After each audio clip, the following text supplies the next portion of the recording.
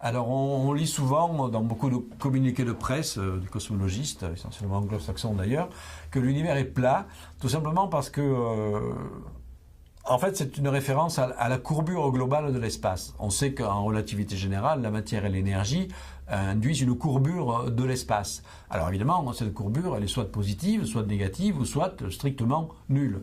Le cas nul était un cas extrêmement particulier, évidemment, par rapport au cas de courbure positive ou de courbure négative. Alors les mesures actuelles sur la courbure de l'univers, qui sont des mesures extrêmement délicates et difficiles, montrent que l'univers a peut-être une courbure, mais cette courbure est très faible.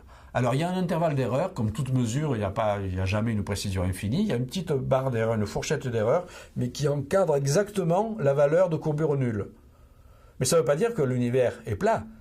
Il est presque. Alors plat, déjà, c'est un mauvais terme parce que plat, c'est un truc à deux dimensions. L'univers, il est tridimensionnel. Voilà. Donc c'est l'idée qu'en fait la courbure tridimensionnelle serait nulle. On retomberait sur le cas de l'espace ordinaire, dit l'espace euclidien. Voilà. Mais je répète, ce n'est qu'une des mesures avec une barre d'erreur. Le cas particulier de la courbure strictement nulle, de l'univers plat, est au milieu de la barre d'erreur.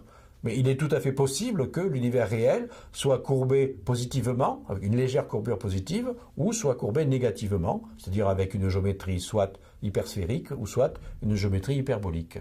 Voilà. Personnellement, d'ailleurs, je pense que les mesures actuelles favorisent plutôt un univers de courbure légèrement positive.